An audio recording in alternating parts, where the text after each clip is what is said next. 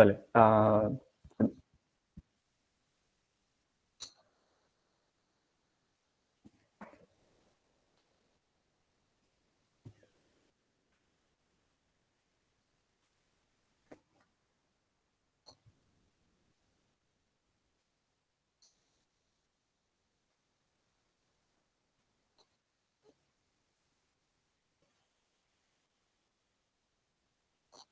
Sí, sí, sí, sí.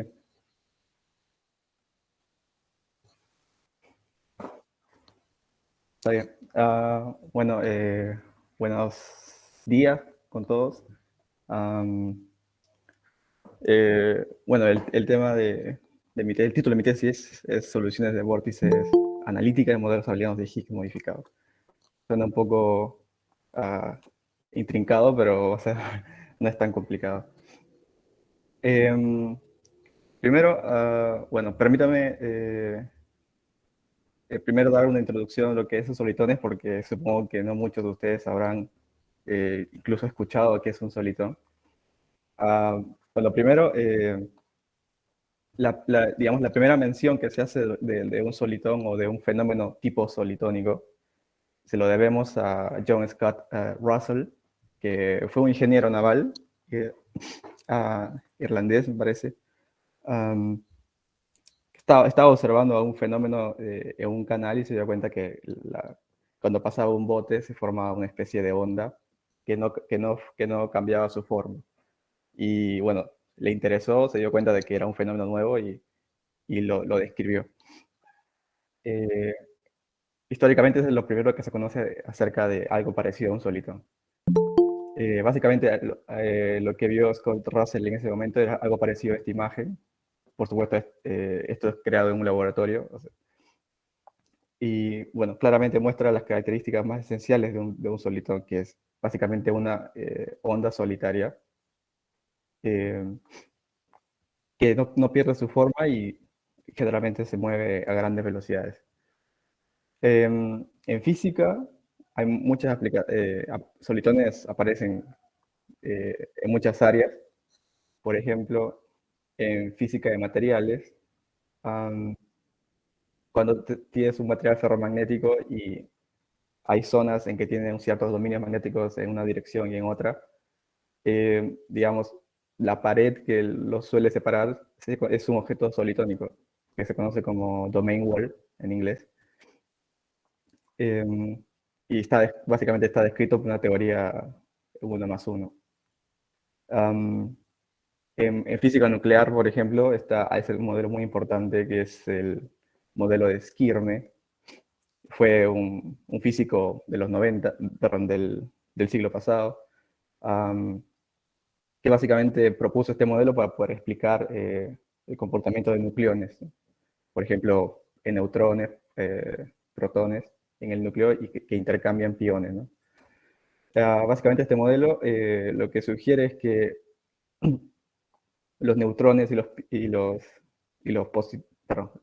neutrones y protones básicamente son solitones topológicos de esta teoría.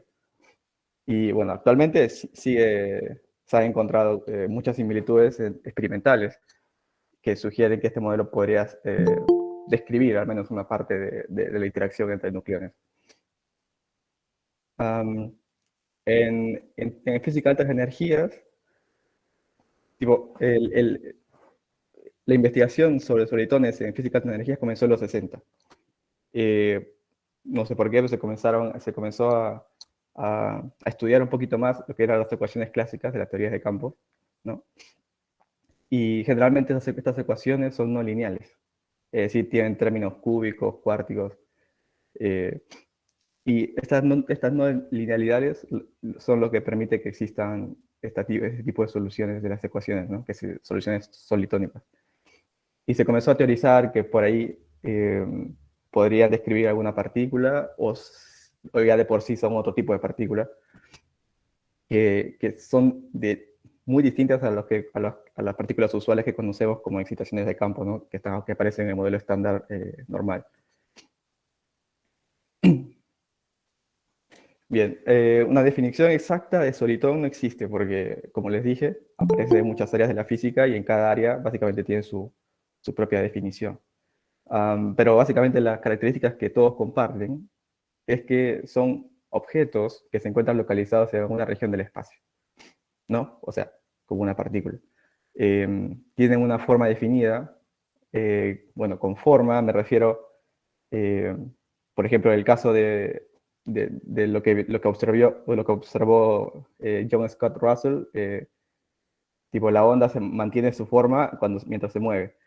Así que, y son estables, es decir, que la onda no se destruye, digamos. Y también, como cualquier otra partícula, pueden interactuar, ¿no? Pueden hacer scattering, pueden aniquilarse y otros procesos como una partícula normal. Eso sí, entre solitones. Bien, hay una clasificación de estos solitones, que es lo que bueno, me interesa a mí porque es el tema de mi tesis, que se llaman solitones topológicos. Estos difieren del solitón, por ejemplo, que observó Russell en el agua, en las ondas de agua, en que son estables debido a que a la variedad, cuando calculas cuando el campo toma su valor mínimo, es decir, que conoce como el vacío, tiene una topología, ya voy a explicar más adelante a qué me refiero con eso, no trivial. Y esta topología no trivial permite que justamente no pueda decaer esa partícula al vacío, ¿no? Simplemente mantiene su forma para siempre, digamos. Y en general, estas partículas están caracterizadas casi siempre por un entero n, que, que se podría considerar como una carga, ¿no? Al igual, por ejemplo, en nuestro caso, si hablo de una solución de un vórtice, o sea, n sería 1. Si hago una solución de dos vórtices, n igual a 2, y etc. Bien. Bien, para ver, o sea, el origen topológico de estos solitones, por ejemplo, la teoría más fácil que uno puede formular y que contiene una solución solitónica es una teoría de Lorentz, ¿no? De Lorentz en 1 más 1. Eh, con este potencial que es muy característico, básicamente permite justamente esta topología no trivial del vacío. Bueno, ¿cómo calculo la variedad de vacío? Es fácil, justamente el vacío es justamente donde H, o sea, el hamiltoniano, toma su energía mínima. Entonces, si nos damos cuenta, todos estos términos son cuadráticos, así que este hamiltoniano es siempre mayor que 0. De modo que si yo quiero encontrar la energía mínima, o sea, H igual a 0, una de las formas que puedo hacer es que phi sea constante, de modo que sus derivadas se hacen 0, pero constante y que tenga un valor justamente también haga 0 este término del potencial, o sea, phi más menos chi. Entonces la variedad de vacío justamente consta en este caso de 2 puntos, más chi y menos chi. Entonces, esta variedad, bueno, se puede considerar como una variedad, en este caso solo son 2 puntos, entre comillas variedad, ¿no? Presenta una geometría no trivial porque son 2 puntos, entonces no puedo deformar esa variedad a un punto que sería lo trivial, ¿no? Entonces, esa teoría permite la existencia de solitones topológicos, que se conocen como en este caso domain-wall, que son básicamente lo que vimos por ejemplo, para los materiales ferromagnéticos que dividen zonas de distintos dominios magnéticos. Eso es en 1 más 1, pero en general, una forma de medir la no trivialidad de esta variedad de vacío es a través de lo que se conoce como el grupo fundamental o grupo de homotopía. Es un objeto muy matemático, la verdad. Básicamente mide, bueno, se encarga de estudiar qué tipo de loops, ¿no? de curvas cerradas puedo dibujar en una cierta variedad. Por ejemplo, si tengo una circunferencia, hay 2 tipos de loops que puedo dibujar aquí. O un loop que esté en su superficie, o puedo justamente este loop que da la vuelta al ecuador. ¿No? Estos loops son distintos porque el primero lo puedo deformar hasta hacerle un punto. En cambio, el segundo no puedo sin cortar la esfera, digamos. Entonces, como que estos dos loops forman dos clases de equivalencia de loops, ¿no? Y esto hace que el grupo el grupo de homotopía de la esfera sea algo no trivial, en este caso es un entero, ¿no? Y así uno puede clasificar a todos los tipos de vórtices en cualquier dimensión que quieras.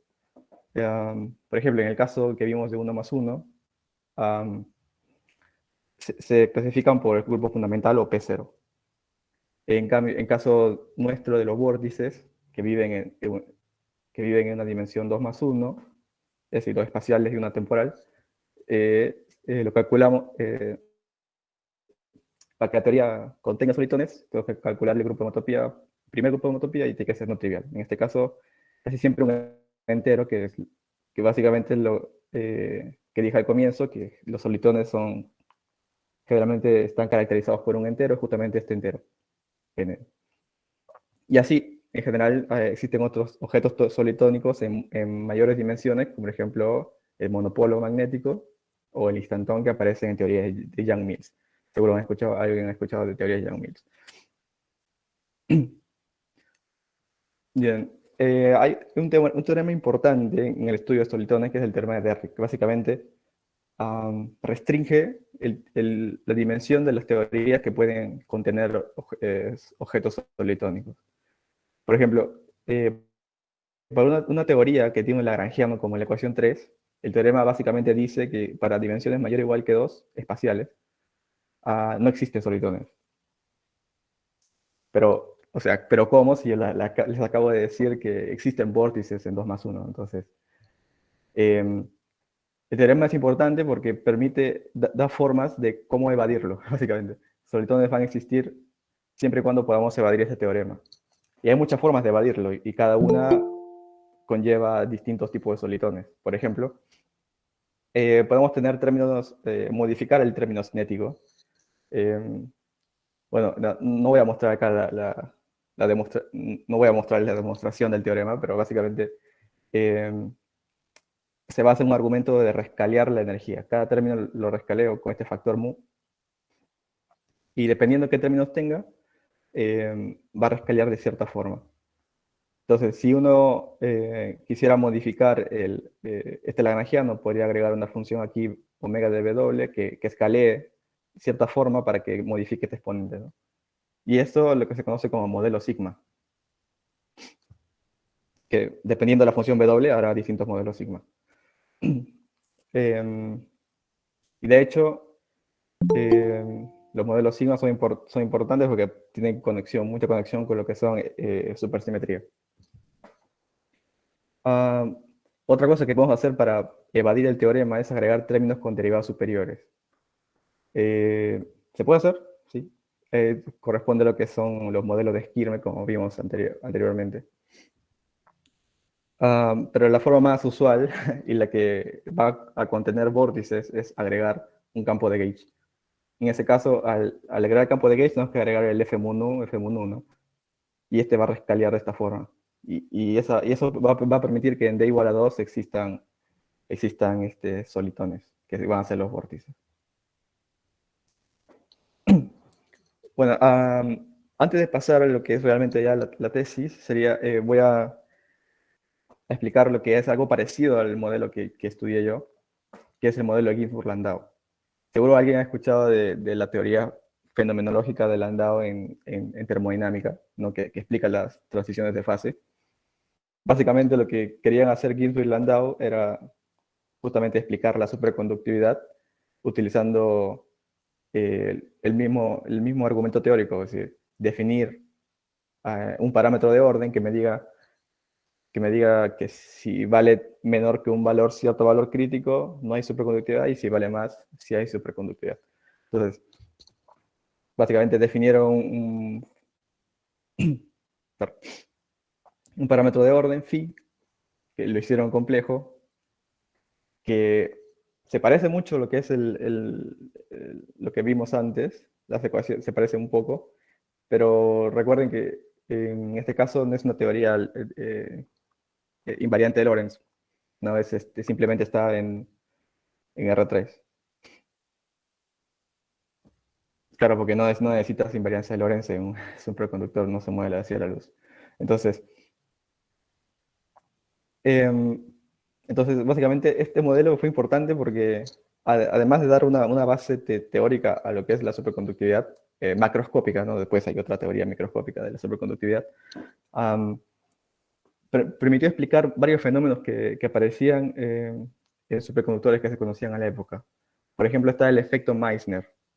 Am, Básicamente, el efecto Meissner es, es una propiedad de superconductores que básicamente repelen campos magnéticos de su interior.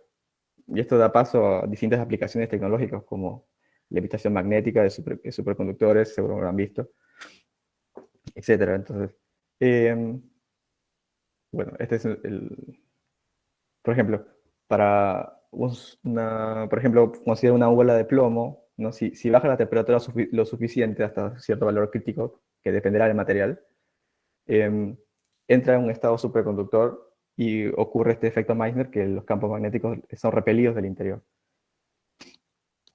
Entonces, ¿cómo explica Ginzburg y Landau esto? Es muy interesante porque tiene que ver con justamente estos objetos solidónicos que se conocen como vórtices. Básicamente, la teoría predice que existe otro tipo de superconductores, aparte de los que se conocía, llamados superconductores tipo 2.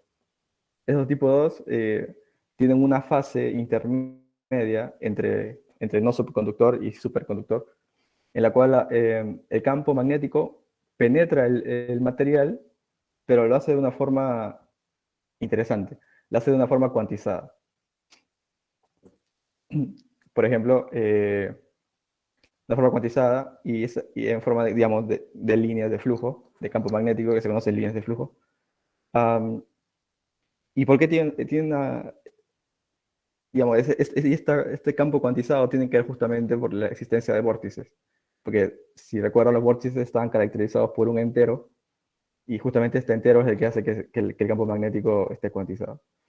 Por ejemplo, y se observan experimentalmente, o sea, no es algo eh, puramente teórico. Por ejemplo, aquí encontré esta foto de un superconductor de bario, cobre y de óxido de cobre, y en la cual aparecen estos objetos. Y la teoría básicamente dice que estas líneas de flujo justamente son secciones de material en la cual el parámetro de orden se hace cero, básicamente. Y si uno quiere calcular las ecuaciones de movimiento, le puede hacer, bueno, y puede demostrar pues, no demostrar, sino explicar estos fenómenos mediante, hay un ansatz, que lo muestro después, pero no lo muestro aquí, se llama ansatz de Nielsen-Olesen. Básicamente es un ansatz, digamos, natural, porque eh, hace que los campos tengan simetría esférica, ¿no? Que solo dependan de la coordenada radial y del ángulo, de un ángulo. Y básicamente permite reducir estas ecuaciones que parecen complicadas a ecuaciones mucho más simples, y las cuales van a dar, primero, explicar el efecto Meissner y luego predecir la existencia de esta segunda fase que contiene estas líneas de flujo. Bien, bueno, como dije, los vórtices viven en una dimensión 2 espaciales, es decir, bueno, físicamente no son tan, es decir, en 2 dimensiones no hay material 2 dimensiones. Ahora, bueno, ahora sí hay investigaciones en materiales 2D, pero la teoría que, digamos, paradigma, o sea, que es la más estudiada para estudiar vórtices, es lo que se conoce como el modelo abeliano de Higgs. Es una teoría de Gauge 1 simplemente con este potencial, que es idéntico al que vimos en el caso de la teoría 1 más 1. Solo que en este caso sí es un campo escalar complejo. Bien,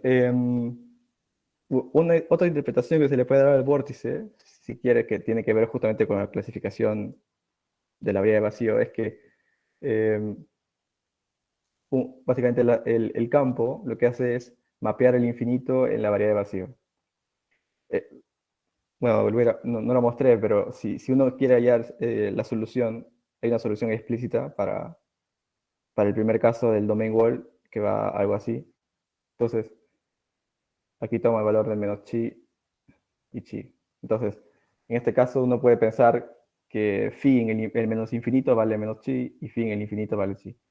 Entonces, básicamente, esta es una generalización porque ya no estoy en una dimensión, sino en dos dimensiones, que lo puedo pensar con el plano complejo. Entonces, el vórtice va a ser mapear el infinito a la variedad de vacío, justamente porque la variedad de vacío, si recuerdan, era chi menos chi. Entonces, en este caso, la variedad de vacío no es tan sencilla como dos puntos, sino bueno, que esta es una representación en una dimensión, pero en verdad el potencial es un campo phi, o sea, tiene una componente real e imaginaria. Esto sería más como, eh, digamos, acá hay un círculo, digamos, en 3D, ¿no?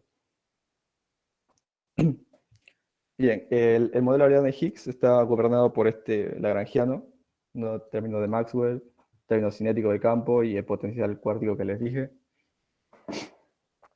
Las ecuaciones de movimiento son prácticamente muy parecidas a las que vimos para el modelo de Ginzburg-Landau, solo que en este caso son ecuaciones eh, para las cuatro componentes, perdón, ecuaciones covariantes de Lorentz. Bien, entonces, para encontrar los vórtices, lo que hacemos es buscar soluciones que no dependan del tiempo. Y al ser una teoría, bueno, aparte de ser invariante de Lorentz, es invariante de Gauge, ¿no? Si recordamos el electromagnetismo, es invariante de Gauge. Entonces uno puede elegir cualquier gauge que quiera, ¿no? Si recuerda el electromagnetismo, puedes elegir el gauge de Lorentz o el de Coulomb. En este caso, elijo este gauge, la componente cero del campo de gauge, la hago cero, puede ser. De hecho, este gauge se conoce como gauge temporal, justamente porque esta es con la componente temporal del campo de gauge. Entonces, si uno agarra este gauge y solo busca soluciones estáticas, entonces la energía, que va a ser un funcional, porque va a depender del campo, es una función de funciones, es un funcional, está dado por esto. Donde B, bueno, B es las componentes de campo, del tensor de campo F1, un mayor. Bien, para encontrar soluciones, o al menos soluciones numéricas, porque ya veremos después, no hay soluciones a las ecuaciones de movimiento, uno puede pasar a coordenadas, puede pensar que, bueno, uno siempre puede tomar un ansatz, puede proponer simetría circular de las soluciones, esférica, perdón. Entonces, en coordenadas polares, todo esto que está aquí se escribe de esta forma. Y como uno quiere que la energía, digamos, no explote en más menos infinito, es decir, la energía más o menos tiene que ir de esta forma. En cero, en menos infinito tiene que llevar a cero y también en el más infinito. Entonces, claramente en coordenadas polares el infinito está dado por ρ tendiendo a infinito. Entonces, si hago eso, este término desaparece, también este, pero no sé nada de esto, entonces debo imponer condiciones de contorno para que B sea finita. ¿No? Y estas condiciones son las que están aquí. Son claras, ¿no? Si quiero que este término se me vaya en el infinito, entonces el módulo de phi tiene que tender a 1 en el infinito. Y esa es la primera condición. Y así. Entonces, si uno plantea estas condiciones, entonces uno puede plantear un ansatz para una forma explícita, digamos, para los campos dados por esto. Donde lo único que restaría es determinar esta F1, FDN, perdón, y alfa DN, que solo, ojo, que solo dependen ahora solo de la coordenada radial. O sea, mucho más fácil, digamos, entre comillas. Entonces todo el problema de ver si podemos encontrar soluciones se reduce a ver si podemos encontrar alguna forma explícita para FDN o alfa DN. Entonces, ¿cómo hacemos esto? Entonces, metemos estas funciones en las ecuaciones de movimiento y vemos qué ecuaciones diferenciales nos salen. Todas las ecuaciones diferenciales quedan estas, que son equivalentes a las ecuaciones de movimiento. Se dan cuenta, son ecuaciones de segundo orden, están acopladas, digo, porque en esta ecuación para f de n aparece alfa de n aquí, y igual, para alfa de n aparece f de n aquí, y encima son no lineales. Acá hay un término cuadrático, cuadrático cúbico, etc. O sea, en principio son difíciles de resolver, ya de por sí, por ser no lineales, y además están acopladas.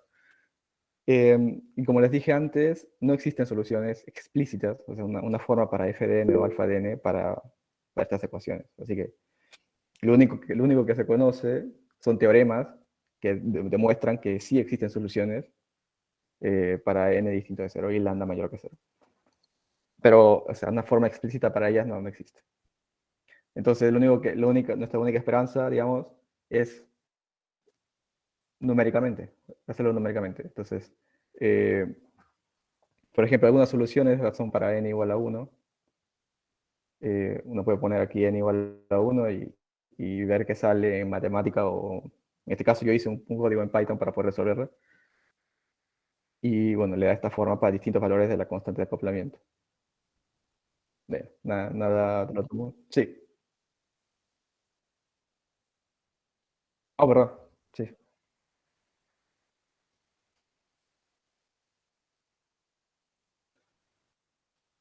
Ah, sí, sí, sí, sí. Por eso traje el lápiz, sí. Sí. Sí, buenos días, muchas gracias por la participación.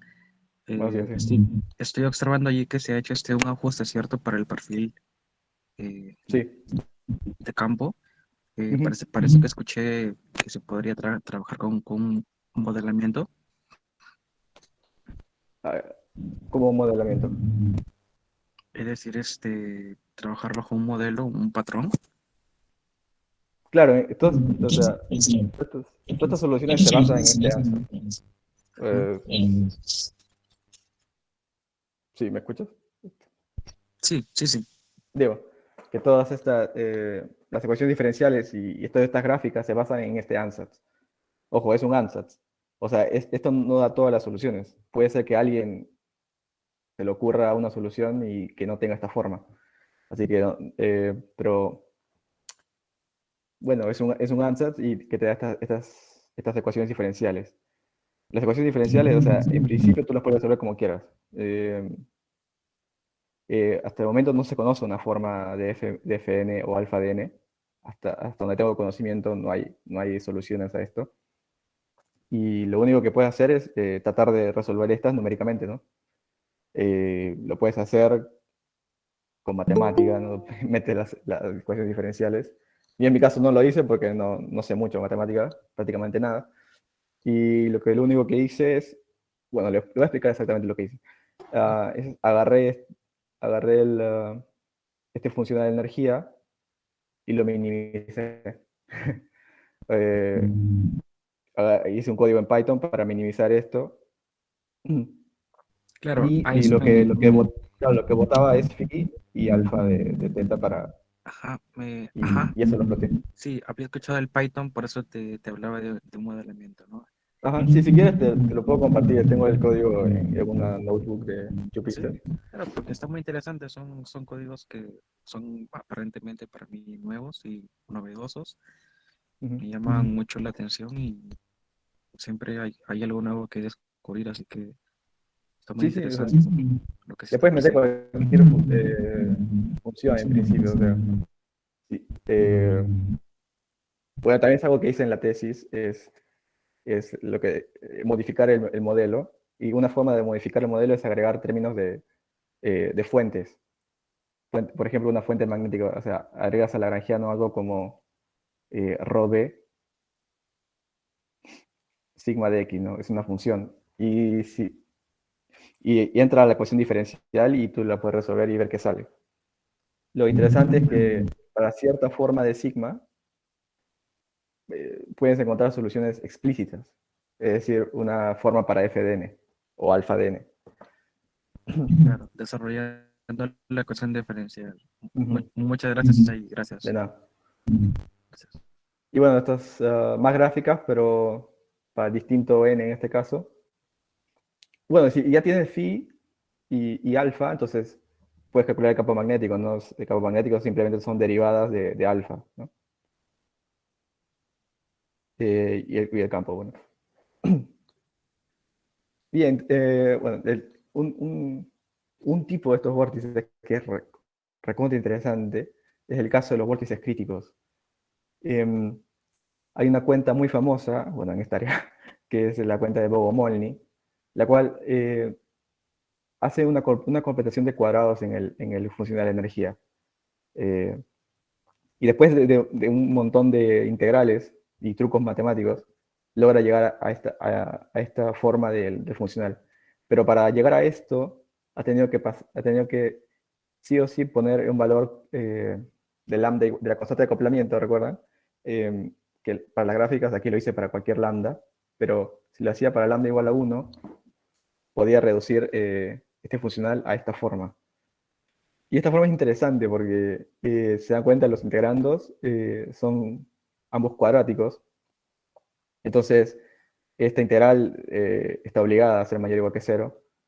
Entonces, uno puede dar un bound a la energía. O sea, la energía mínima para este valor crítico, para cualquier configuración que cumpla esto, es pi por n, donde n, recordemos, era la carga vorticial, ¿no? Que dependía de la variedad de vacío de que era no trivial.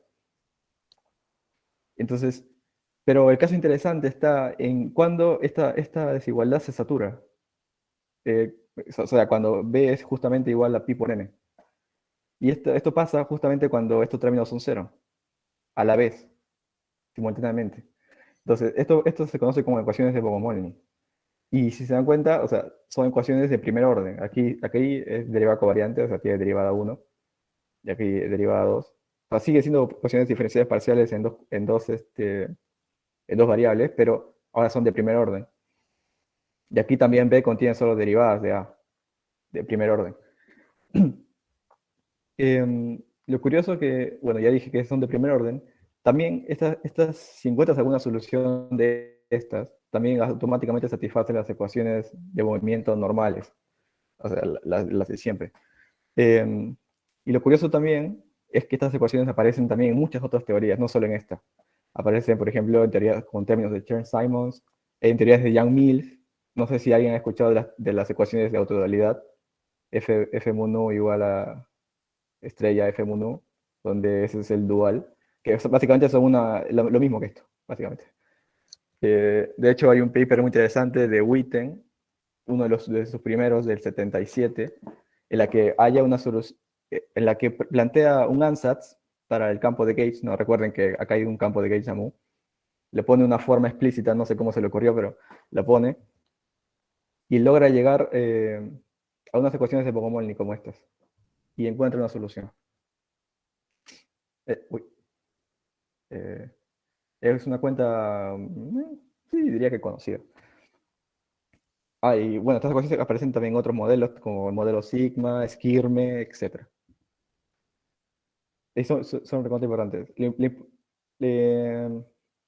Ya. Para estas ecuaciones tampoco existen soluciones. Eh, estas ecuaciones, como yo les digo, están en espacio plano. Es decir, están en un espacio plano, como su nombre lo dice. Es decir, si tienes un superconductor 2D plano, eso es. Y estas ecuaciones habrá una línea de flujo que las satisfagan, pero no existen soluciones, perdón, explícitas. O sea, soluciones hay, las puedes encontrar numéricamente. De hecho, para lambda igual a 1, acá tengo el azul, ¿no? Numéricamente existen, pero explícitamente no. Es decir, no hay una forma para phi. Phi es igual a algo. No hay. Em, y estas ecuaciones son importantes porque un matemático estadounidense, creo que de Harvard, Taubes, demostró que utilizando estas ecuaciones, em, demostró, o sea, tampoco, como dije, no encontré una solución explícita, pero demostró mucho el comportamiento de estas soluciones cerca de ciertos puntos. El primer teorema, que es importante, es que toda solución de esas ecuaciones anteriores está caracterizada por n puntos en el plano, que básicamente se puede considerar como las posiciones de los centros de los vórtices, ¿no? Como vimos en el caso de ese arreglo vorticial puede ser eso. Y el segundo teorema que también es importante, que es, imaginen que tengo las ecuaciones de movimiento, las normales, sin hacer lambda igual a 1, pero les pongo justamente lambda igual a 1. Entonces, es algo no trivial, porque sabemos que Bogomolny implica ecuaciones de movimiento, pero este segundo teorema de Tauwitz implica ecuaciones de movimiento con lambda igual a 1, también implica Bogomolny. O sea, faltaba la otra parte, digamos. Consecuencias, primero que para n igual a 0, la única solución posible es la trivial, phi igual a 1. Justamente estaría por esta ecuación. Si n es la. Por ejemplo, puede ser que dos puntos coincidan que dos puntos coincidan. No sé cómo dibujarlo por ahí. Y esto es como la multiplicidad, digamos. Pero en principio pueden ser todos distintos, todos los puntos distintos. O puede ser todos los puntos en un mismo punto. Que es raro. Bueno. Si este es n igual a 0, entonces phi es como una constante, CJ, digamos. Que necesariamente tiene que ser 1, porque recuerden la condición de contorno en el infinito, ¿no? Sí o sí, phi tiene que ser igual a 1, entonces. Es por eso la solución trivial. Otra consecuencia, que no es tan fácil de ver, pero es que las ecuaciones de Bogomolny implican solo ecuaciones n vorticiales o n antivorticiales. Es decir, no puede haber combinaciones, porque recuerden que n es un entero, o sea, n puede ser negativo, y si esto se interpreta como un antivórtice, y como les dije que los solitones pueden tener también interacciones scattering, pues también se pueden aniquilar, es decir, un n1 vórtice con un n-1 vórtice. Se pueden aniquilar de la misma manera con un electrón y un positrón. Pero para las ecuaciones de Bogomolny solo pueden ser n vorticiales, o sea, todos de una misma carga o todos de la carga opuesta. No puede haber uno de una carga y otro de otra carga. Y bueno, y esto no es tan importante. Y el espacio de módulos, o sea, el espacio de parámetros de las soluciones, es simplemente Cn. Esto es claro porque para describir una solución de la ecuación de Bogomolny, necesito n puntos en el plano complejo. Bueno, sí es importante, porque hay investigaciones que, de hecho, para estudiar, si recuerdan, todos estos vórtices son estáticos, no se mueven, no tienen dinámica. D0 de phi, o sea, de beta temporal de phi es 0, siempre. Entonces, pero si uno quiere estudiar la dinámica de esto, al menos a velocidades bajas, una rama de investigación que es estudiar estos vórtices a bajas velocidades y justamente se basa en cómo es la variedad de vacío, perdón, cómo es el espacio de módulo, en el caso de CN. Está en el libro de Manto. Bien. Entonces, Taube, para poder demostrar esos teoremas, se basó en esta ecuación, bueno, que la voy a utilizar mucho, que se conoce como ecuación de Taues. Básicamente es que es equivalente a ambas ecuaciones de Bogomolny. Todas estas, porque esta primera ecuación se puede resolver. Si la escribes en forma compleja, no lo hago acá, pero eso lo puedes escribir de esta forma. Y esto se puede resolver, es decir, puedes encontrar a de z en términos de phi. Y si esto lo reemplazas aquí, porque B contiene al campo de Gauge, llegas a la ecuación de Taues, que es esto, donde U es el logaritmo de phi cuadrado. Como dije, no se conocen soluciones explícitas en espacio plano.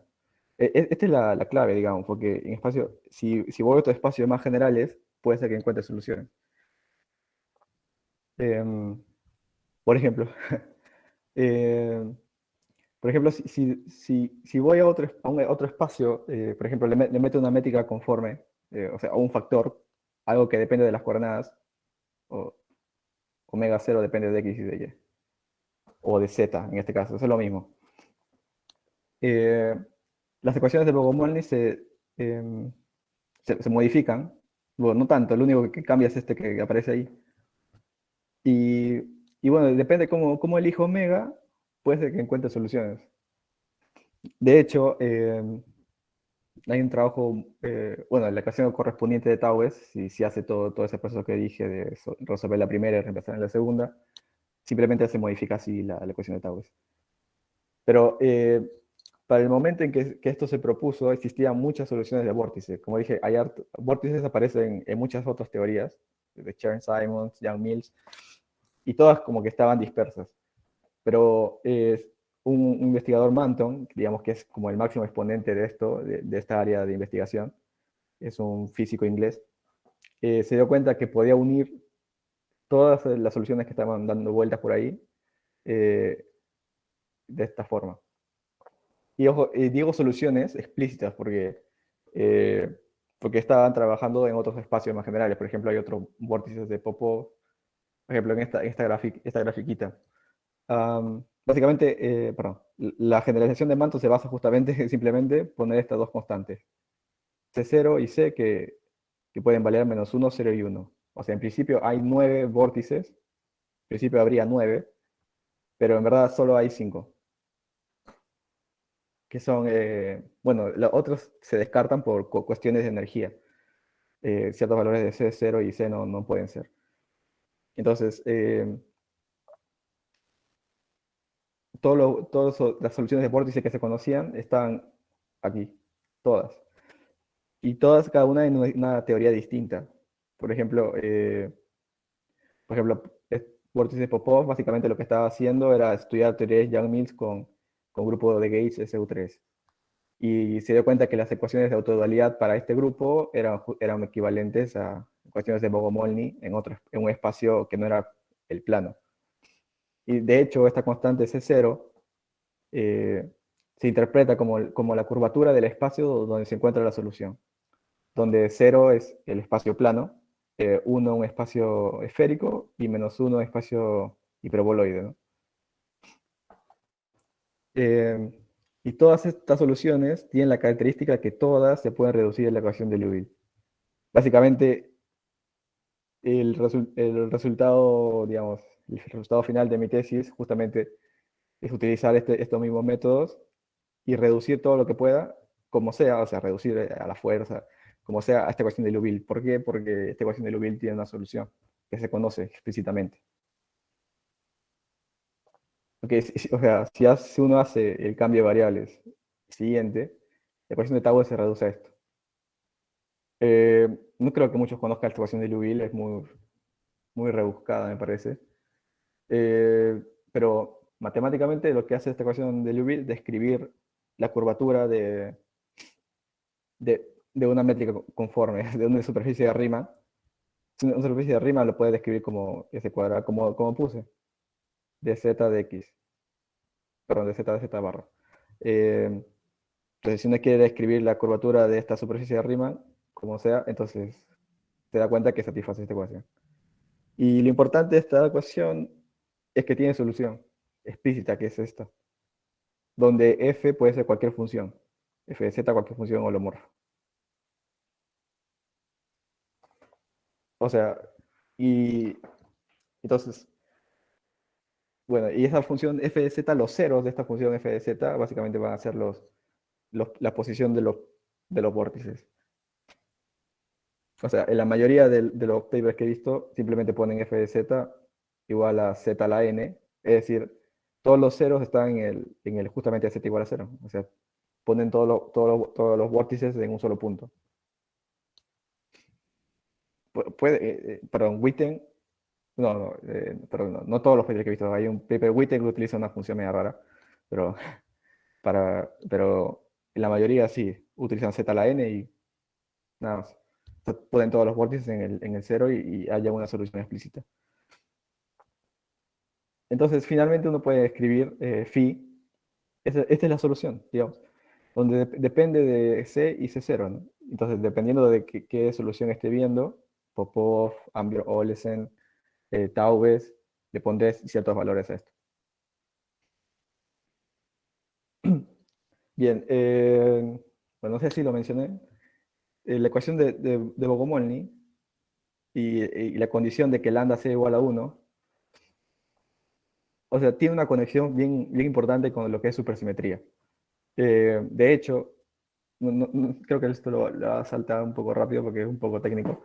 Eh, si tú tienes una teoría n igual a 1 supersimétrica y quieres de alguna forma ponerla, que tenga supersimetría n igual a 2, bueno, no sé por qué querías hacer eso, pero si quieres hacerlo, y si la teoría tiene una constante de acoplamiento lambda, para que pase esto, sí o sí lambda tiene que tomar un valor crítico que puede ser uno o lo que sea, dependiendo de tu teoría, ¿no? Esto es algo que fue estudiado por uno de los profesores de mi universidad, que es Shaposnik, pero también Witten y Olive. Eh, ok. Bueno, bueno, no sé si explicar esto. Bueno, uno puede plantear una extensión supersimétrica del modelo abeliano de Higgs. Mm, bueno, no creo. ¿Alguien ha visto supersimetría? No creo. Bueno. Em, bueno, esto es lo que se conoce como el formalismo superespacio, ¿no? Que permite, básicamente, metes todos estos campos, W, S, Phi, no son campos como el campo escalar, digamos. Se llaman supercampos. Que dentro de Phi está un campo escalar, un fermión y una función F. Y donde estas teta son variables de Grassmann, o sea, que anticonmutan. Si tengo teta i, teta j, es menos teta j, teta i. Bueno, y la cosa es que este formalismo permite escribir estos lagrangianos así fácil. Porque si los desarrollas, creo que tengo ahí un slide, si desarrollas explícitamente esto, ojo que hay una integral en variables de Grassmann, que es un poco complicado. Si desarrollas explícitamente es una cosa monstruosa. O sea, si no utilizas este formalismo, no sé cómo construirías una teoría supersimétrica. Pues el formalismo ayuda mucho a simplificar, digamos. Y hay todo un cálculo. Este es o sea, si, en términos de los campos que están aquí, campo Gauge, lambda, phi, es todo esto. Se da cuenta, aparece el término de Maxwell, un término cinético, acá con derivada covariante, cosas usuales. Términos cinéticos para los fermiones, ¿no? Esa es la ecuación de Dirac, básicamente. Dirac para todos los fermiones. Pero también hay ecuaciones para otras funciones, los campos, que se llaman campos auxiliares, que no tienen dinámica. O sea, con dinámica me refiero a que no tienen derivadas. No hay derivada de D aquí en toda la expresión. Así no tiene dinámica. Así, estos campos se eliminan con sus ecuaciones de movimiento. Si los eliminas, aparece el potencial cuártico de los vórtices. Es lo interesante. O sea, no necesitas poner aquí algo tipo 1 menos phi cuadrado al cuadrado. Simplemente con eliminar los campos ya aparece el término cuártico de vórtice. Entonces, para pasar este lagrangiano que tiene supersimetría n igual a 1 a n igual a 2, bueno, voy a bypassear todo esto. Bueno, básicamente lo que hice es construir el lagrangiano explícitamente, el lagrangiano de n igual a 2, y comparando ambos, ver que justamente lambda tiene que ser 1, porque si no, no se puede. Bueno, en este caso no 1, sino g cuadrado sobre 2. G es la constante de acoplamiento para n igual a 2. Eso está bien, porque en todas las... Bueno, en el lagrangiano para el modelo, o sea, no puse nada de cargas. O sea, técnicamente debería haber una carga eléctrica ahí. Por ejemplo, la derivada covariante simplemente era de mu menos i a mu. Pero acá puedes poner una carga, que justamente es esto. Pero yo no lo puse porque puedes obviarla. Pues para mi caso, el valor crítico era lambda igual a 1. En caso de esta normalización, era la carga eléctrica cuadrada sobre 8. Que si mira el paper de Chaposny, que es justamente lo mismo que obtuvieron. Eh, ¿Qué más? Ah, creo que Sergio, creo que me estoy pasando de tiempo.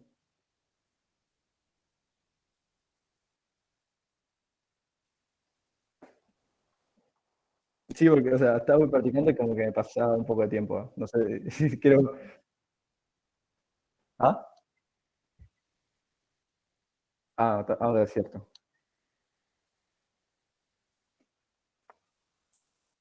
Y bueno, lo vas a hacer rápido, ok. Esto era lo que les decía de cómo modificar el modelo abeliano de Higgs. Esto es lo mismo que teníamos antes, excepto lo que está en rojo, que es simplemente agregar un término de fuente para el campo magnético. Este es un campo magnético externo. Nada del otro mundo. Aquí otra constante mu, que básicamente me dice cuánto de campo magnético agregó o cuánto no. Y sigma es la fuente, que puede tener, en principio puede tener cualquier forma. Ya vamos a ver. Entonces, si uno calcula el funcional de energía para este lagrangiano, le queda esto, que es básicamente lo mismo, excepto estos términos. Y uno puede hacer el mismo argumento de Bogomolny, ¿no? De juntar todo y completar cuadrados, y le queda que la energía es casi lo mismo. Eh, sí, solo que le queda estos términos extra. Si recuerdan, el límite de Bogomolny para los vórtices, digamos, de modelo booleano de Higgs sin modificar era pi por n nada más.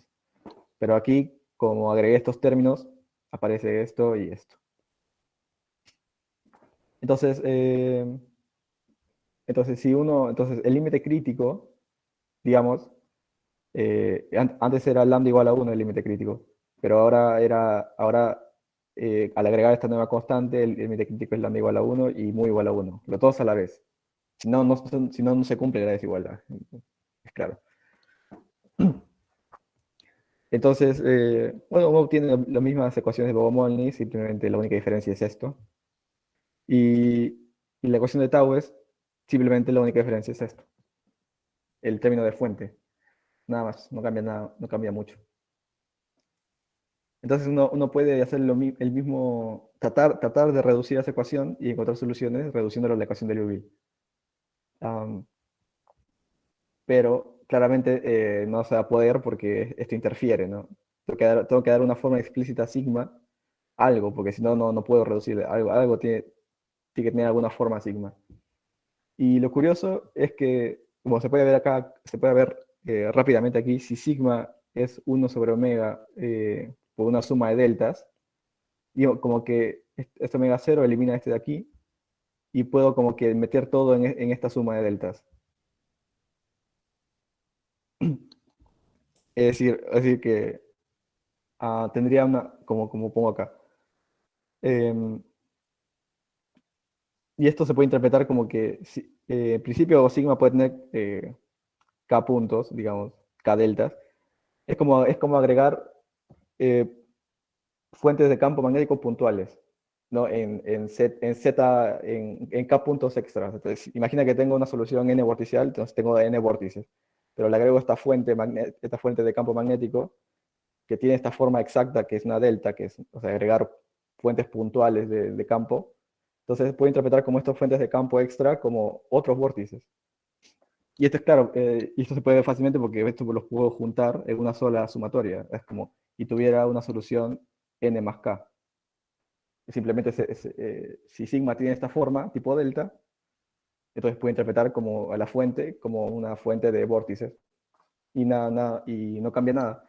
La solución sería la misma, pero con carga vorticial n más k nada más. También está el caso trivial, o sigma igual a 0, donde se reduce la ecuación de Liouville usual. O sea, no poner nada, básicamente. Y la última opción es sigma constante, una constante cualquiera.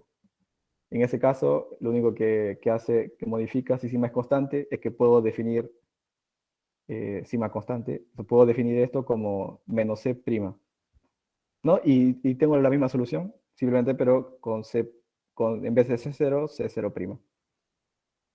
Pero ojo que como C0 podría valer menos 1, 0 y 1, y sigma en principio puede valer cualquier cosa, esto no es equivalente o sea, eligiendo sigma puedo pasar, digamos, si elijo C0 menos 1, puedo pasar a esta o a esta solución. Eligiendo, por ejemplo, eh, menos 1, sigma igual a menos 1, y C0 menos 1, entonces esto me da 0. Entonces, como que estuviera calculando la solución en otro espacio de curvatura, una falsa curvatura. Bueno, entonces, uno puede hacer también lo mismo, buscar vórtices no críticos, o sea, los usuales, como el caso, como las ecuaciones de movimiento usuales del modelo de León de Higgs.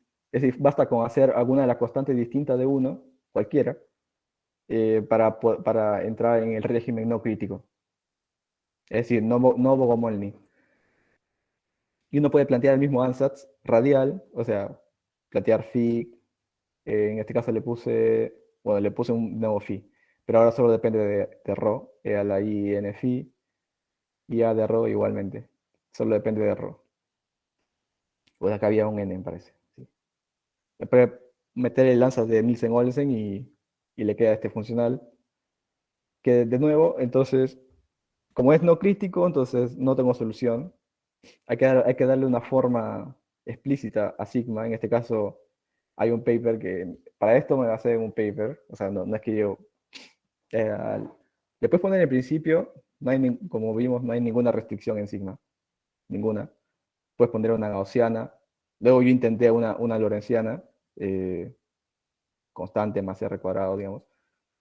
Sí, creo que es así.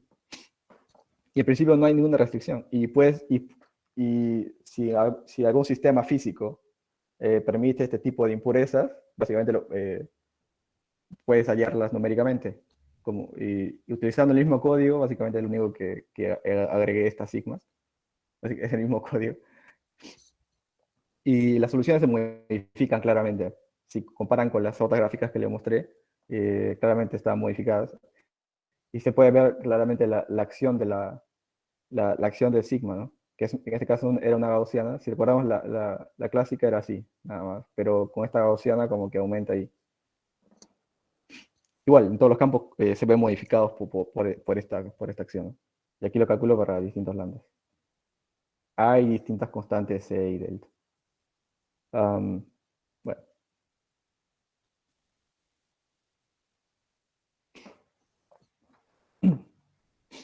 Y bueno, ya para terminar, ¿sí? Para terminar, digamos, la contribución de mi tesis es tratar de encontrar una solución como las que le mostré antes, pero para un modelo modificado, por ejemplo. La única diferencia es esto. Sorry, sorry. La única diferencia es que agrego un factor al f mu y al término cinético iguales. ¿Por qué iguales? Porque si no, no da. Si no, no encuentro solución. Tienen que ser iguales, pero al principio tú podrías ver matemáticamente si puedes encontrar con distintas, ¿no? Pero yo no pude y encontré para que haya solución tenían que ser iguales. Y también dejo libre el término de potencial. Antes lo definía como 1 menos phi cuadrado al cuadrado, pero acá lo dejo libre porque cierta elección de gamma determina el campo. Entonces, para hallar la solución, básicamente lo que hice es todo lo que hemos estado haciendo hasta ahora, hallar la función de energía, en este caso yo le llamo E, y simplemente esto, donde he llamado ρ ya no es la coordenada radial, por si acaso, ρ es el módulo de phi cuadrado. Es el que está aquí simplemente por notación, nada más, para hacerlo todo más fácil. Entonces, si consideramos g de ρ explícitamente de esta forma, es decir, si lo escribo sería 1 sobre n más 1 phi a la 2n, donde n en principio es arbitrario, o claramente distinto de menos 1. Si hago eso, y hago todo el argumento de Bogomolny y otros trucos de integral que por suerte encontré en un paper de Zorruil, que justo creo que, o sea, me invitó a hacer un proyecto justamente relacionado a esto, así que estamos en conversación sobre eso. Eh, Justo encontré un paper donde utilizaba unas técnicas de integrales que permitían reducir todo todo todas estas ecuaciones que se ven difíciles, pero con su método que utilicé para poder resolver el mío, se reduce básicamente um, a esto. Em, em, entonces uno puede hacer lo mismo que Bogomolny, que tiene un término cuadrático, acá hay otro término cuadrático, estos términos están medio raros. Entonces, si uno quiere que las soluciones que obtenga este modelo, sea lo que sea, satisfaga la ecuación de Bogomolny, perdón, la desigualdad de Bogomolny, ¿no? E igual a pi por, mayor o igual que pi por n. Entonces, estos términos que como que se restan, de alguna forma tienen que restarse y dar b, porque la integral de b, esto no lo dije, mierda. Bueno, esta integral de b da n. Porque como dije, los vórtices llevan un campo magnético cuantizado, entonces si uno calcula el flujo total de campo magnético, va a depender del número de vórtices que tenga, ¿no? Creo que es descabellado pensar eso. Bueno, ya, entonces si propongo eso, ambos estos términos que sobran, de alguna forma, se resten y me den b, de modo que cuando integre b, me dé n por ahí. Entonces, esto, si postulo esto determina el campo, el potencial, porque el potencial aparece aquí, hasta el momento no lo he usado, no le he dado una forma explícita, podría ser cualquier cosa hasta este momento, pero si yo quiero que pase lo de Bogomolny, tiene que ser de esta forma, sí o sí. Y si se dan cuenta, n igual a 0 es justamente 1 menos rho sobre 8, bueno, un factor de 8. Y rho era phi cuadrado, porque está cuadrado. Entonces, se reduce al típico potencial cuártico que teníamos antes. O sea, es como una generalización, digamos. Bien, entonces si pasa eso, se cumple esto. Pero yo quiero buscar vórtices críticos, de repente puedo encontrar una solución en vórtices críticos, entonces hago que esto se sature. Se satura justamente cuando estos términos hacen cero, ¿no? Como siempre. Y me dan estas ecuaciones de Bogomolny modificadas. Entonces, para resolverlas, tratar de ver... ojo aquí. Y en otro paper, que no recuerdo el nombre ahora, puede ser que la energía, o sea, la energía que se llama igual que a pi por n, está relacionada con que el vórtice sea topológico, ¿no? Porque claramente n está relacionada con la topología no trivial de la variedad de vacío, pero digamos, no es algo estricto, o sea, no es algo que yo estoy buscando. Puede ser que la energía simplemente sea mayor que cero y para cualquier solución no topológica, ¿no? Si planteo que la energía simplemente sea mayor que cero, entonces me dará soluciones no topológicas. Claro. Y si hago eso, entonces esos términos que estaban como que sobrando deberían restarse y restarse exactamente. Y eso determina otra vez el potencial. Esto es distinto. Esto ya no es el potencial que daba 1 phi cuadrado, ¿no?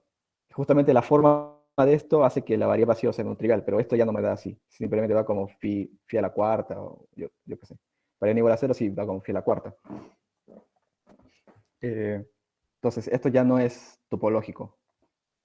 Porque la variedad de vacío claramente es phi igual a 0. Es un punto, es algo trivial. Entonces, ya no sirve todo lo que estuvimos dando, pero... bueno. Y sus respectivas ecuaciones de Bogomolny dan estas. Lo curioso es que no pude encontrar soluciones de vorticiales para esta. Es decir, la solución que encontré es no topológica. El argumento que utilicé ya no sirve para esta. No sé por qué. Bueno.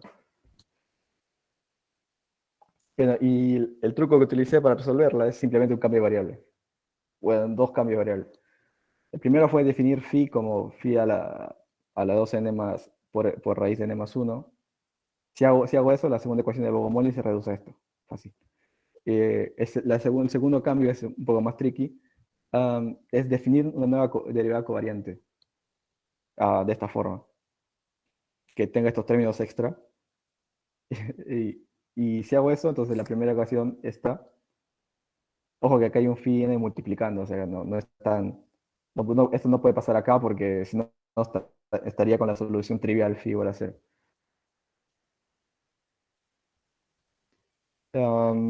Bien. Bueno, las ecuaciones de Bogomolny se reducen a esta forma mucho más simplificada. Y uno puede hacer lo mismo, básicamente. Pasar a la ecuación de Bogomolny con el cambio de variable usual ya no me acuerdo en qué slide estaba, y, y llega a esto, donde u está acá definido, o sea, u sería el logaritmo de phi, perdón, de esta phi. Am, y, y bueno, la solución está dada por esto. Como dije, si se acuerdan, dependía de una función f de z, arbitraria en principio, y la constante que estaba aquí, que en este caso es 2n más 1 entre 2, que aparece acá. Y, y nada, lo que sigue es simplemente volver hacia atrás en el cambio, los cambios de variable, y se llega a esta solución, donde yo puse f de z proporcional a z a la n, ¿no? ¿Por qué? Porque, o sea, puse todos los vórtices en el origen, que es un tipo de solución, es válida, porque módulo z acá es R, ¿no? Es la solución radial. Y tiene sentido porque dijimos desde el comienzo que en principio no es necesario, pero el f de z en este caso tiene simetría esférica, ¿no? Pero no necesariamente todas las soluciones deben tener simetría esférica. Bueno, esta que encontré para esta elección de f de z, sí. Bueno, y, o sea, no queda ahí, o sea, hay que comprobar, ¿no? Que satisface las condiciones de contorno que sí o sí debe satisfacer para que la energía sea, se haga cero en el infinito, ¿no? Y sea finita la energía. Entonces, esto tiene que ir en este caso, 1, cuando R tiene infinito. Bueno, si uno sabe phi, ya puede calcular también el campo y los demás. Y eso sería todo. Em, sí, es todo. Gracias.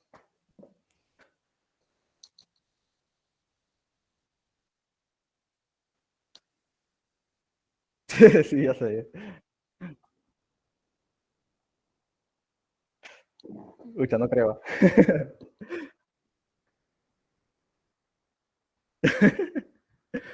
Sí, ya sé.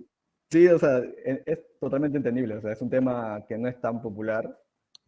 eh, pero, o sea, la primera vez que me lo propuso mi asesor, dije, pucha, ¿qué es ese tema? Y yo quería, o sea, como él trabajaba en teoría de cuerdas, yo quería obviamente una tesis en cuerdas, pero, pero de ahí, o sea, me di cuenta que el tema es interesante y tal vez no hubiera podido hallar esta solución, ¿no? Al final, ¿no? De repente si hacía algo en teoría de cuerdas, era simplemente un review de un paper, ¿no? En cambio, si ese tema que es más niche, digamos, ya es más fácil llegar a lo último, digamos, en lo que se hace.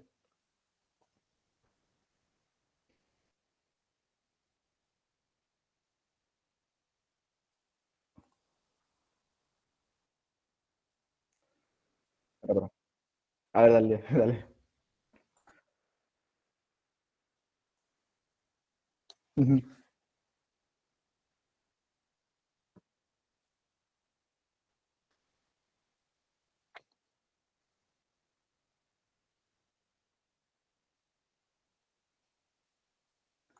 Claro. A ver, ¿dónde está?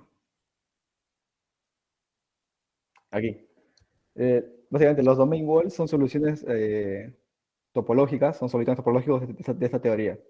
Eh, del Tamu, es una teoría de campo, ¿no? En uno más uno, con este potencial medio raro. Fui a la cuarta. Eh, ya, ok. Bueno, en este caso, la variedad de vacío era, si no me equivoco, era más chi y menos chi. No, que si una la grafica, sería como que dos puntos por aquí, fino. Phi en función de R. Bueno, no sé, sería simplemente 2 puntos.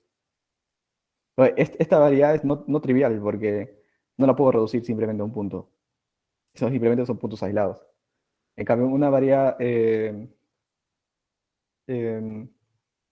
bien, entonces, como dije, ¿cuál era la pregunta?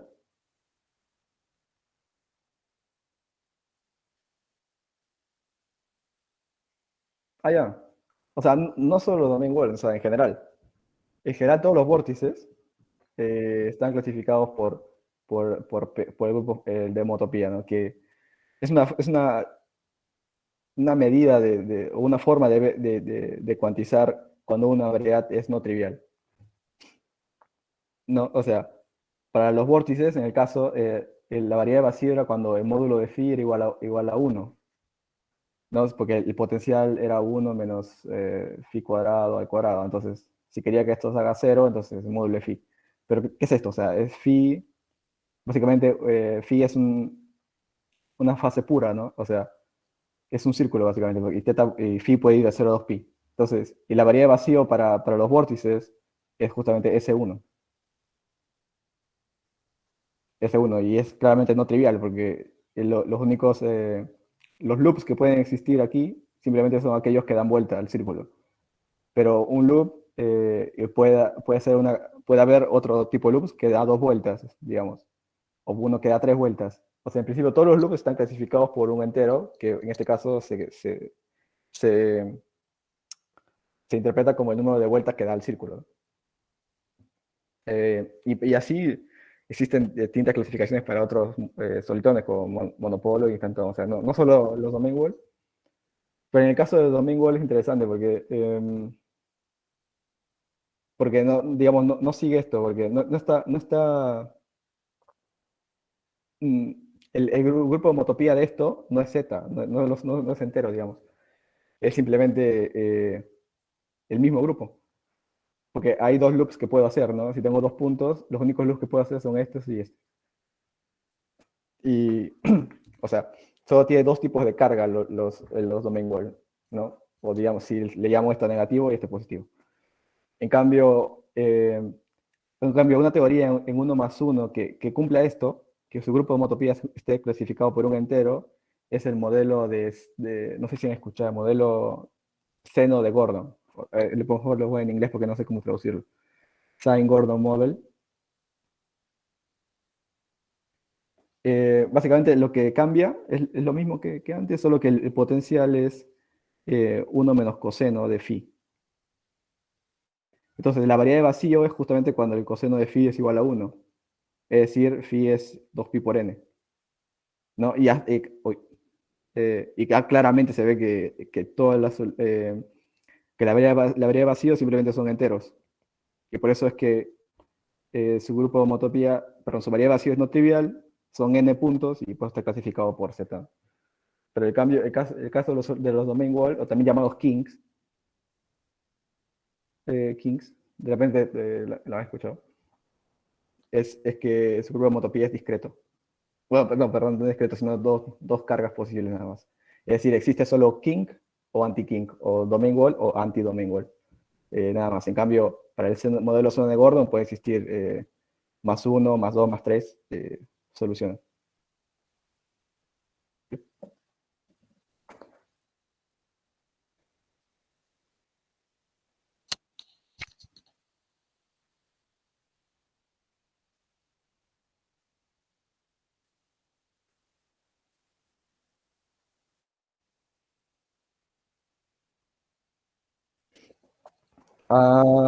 Sí, tiene razón. O sea, todo lo que he hecho acá es clásico.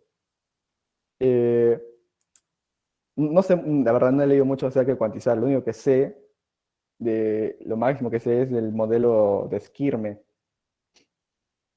Estaba leyendo justamente hace un momento, acá tengo este libro, que es justamente sobre solitones y análisis no lineal. Lo curioso de que el modelo Skirme es que tiene solitones, igual que cualquier otra teoría, que se llaman esquirmiones, o skirmion. Estos esquirmiones básicamente son lo que decía que podían describir tanto al neutrón o al protón. Se interpretan a estos esquirmiones de esa forma. Lo curioso es que esta teoría es una teoría bosónica, es decir, no contiene ni un espinor, no hay espinor de Dirac, nada. Pero al cuantizar, aparecen que los solitones pueden tener spin un medio. O sea, me pareció interesante porque es parte de una teoría que, por ejemplo, un campo escalar, y de alguna forma al cuantizar aparece un phi.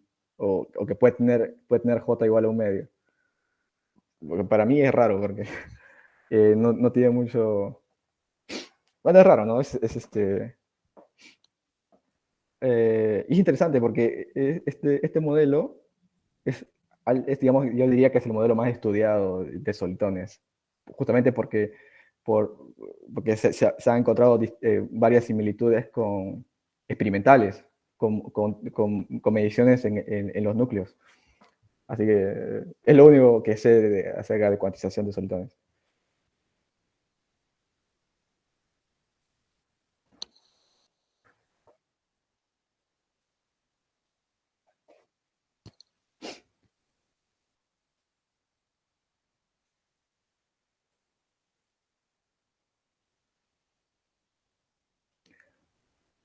Eh, no sé, no, de licenciatura. Licenciatura, o sea, no, sí, no sé cómo es la equivalencia. O sea, sí, o sea, el título que tengo es licenciado en física.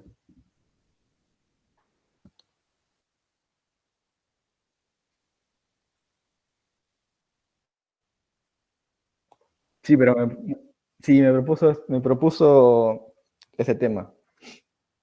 O sea, pero lo investigué más y sí me pareció interesante, o sea, pero, o sea, al inicio estaba interesado en cosas más como cuerdas, ¿no? O ADS. Eh, pero bueno, al final me propuso esto y también me pareció interesante y la seguí.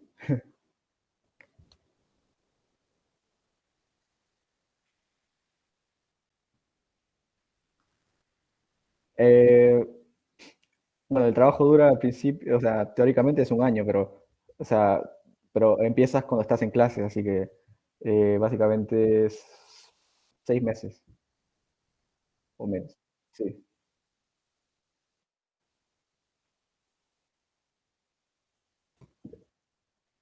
También quería comentar de que, o sea, los soluciones también tienen aplicación o sea, no solo en esto, hay mucho más. De hecho, estaba justo en la biblioteca y encontré este libro de, física de solitones y hay un montón de aplicaciones en ADN, o sea, hay modelos de ADN que utilizan solitones, otros que le comentaba en física del estado sólido, en física atómica, en moléculas, y está interesante.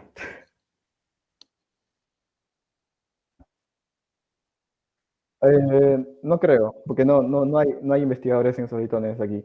Pero de ser posible, quisiera, porque solitones también aparecen en teoría de cuerdas, pero son más conocidos como D-branas, ¿no?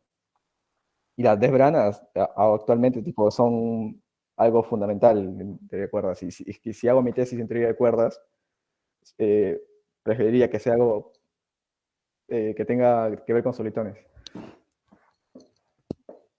Ujú.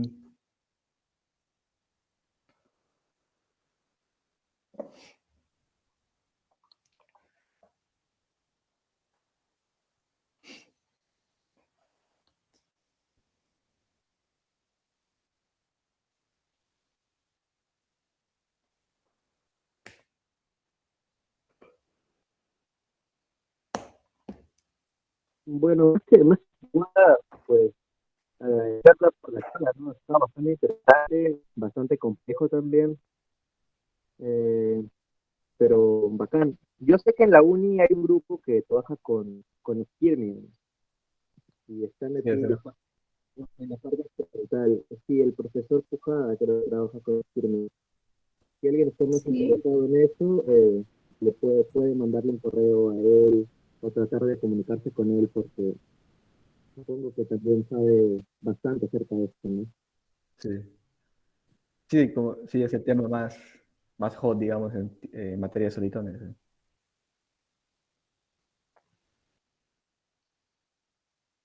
Es un caso especial, es un tipo de solitón. Ujú. Sí, solitones sí, hay hartos. Bueno, sí, sí. No, digo, quería comentar si es que alguien quedó interesado en tema de solitones, tipo ahí está la Biblia de solitones, que es justamente de Manton, que es, digamos, el mayor investigador en solitones, que habla justamente de todos los tipos de solitones, monopolos, esquirmiones, hay más modelos Sigma, que se llama solitones topológicos, nada más. Sí, básicamente este libro utilicé para la tesis. Este es.